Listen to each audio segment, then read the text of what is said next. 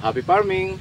Mainit ang panahon ngayon, biniyayaan tayo ng magandang panahon. Kung mapapansin natin dahil sa mga nakaraang bagyo, laging maulan kaya dumami yung ating mga sigatoka ng ating saging na lakatan.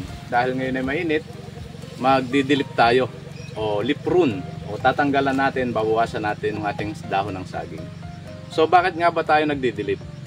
Kaya tayo ay nagdidilip at ginagawa natin yung activity na to ay upang mabawasan natin ng population yung sigatoka dun sa ating saging para na sa ganon kung sakaling mag-i-spray na tayo ay kukunti na yung ating i-sprayan na dahon, ibig sabihin kakaunti na rin yung ating gamot na magagamit.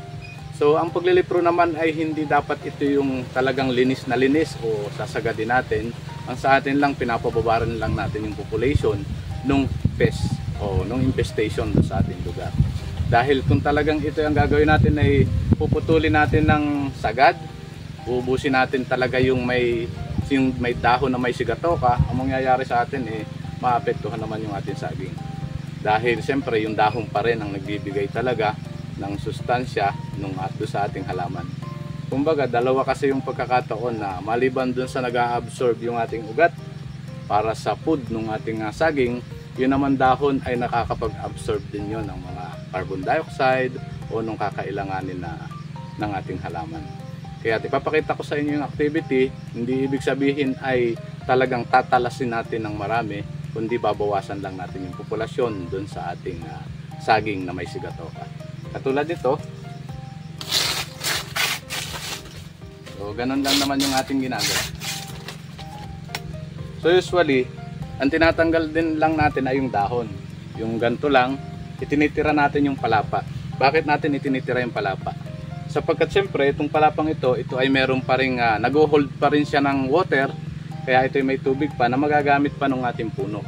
Dahil pag tinanggal natin siya dito sa may puno, sa puno na ganito, nung ating saging, ang mangyayari matutuyo kagad. So ang mangyayari, hindi lumalaki yung puno ng ating saging dahil natutuyo kagad, natutuklap yung kanyang palapa na yon. So yun yung gagawin natin. Kaya minimal lang yung pagtatanggal natin ng sigatoka kasi i-spray naman natin siya mamaya. So pakita ko sa inyo.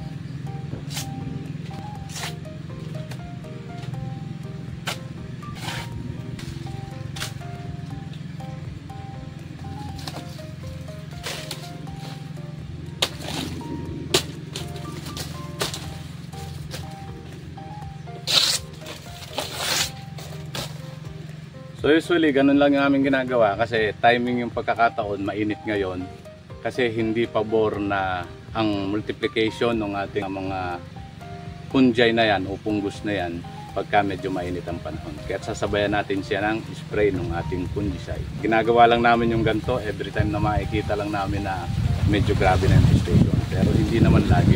Every 2 months halos yung aming nagagawa, pero naka-observa lang kami doon sa aming halaman.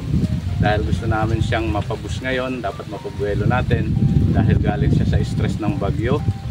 Tapos tinatanggalan natin ng sigatoka at i-spray natin, then saka tayo mag-apply ng ating fertilizer. So yun lang, update ko kayo sa iba pang video na may upload ko dito sa ating lakatanan. At sana po dun sa hindi pa nagsusubscribe sa mga kapanood nito, hit nyo lang po yung subscribe para sa ganun po ay maging updated pa kayo sa susunod kong video. So yun lang po, maraming salamat and happy farming!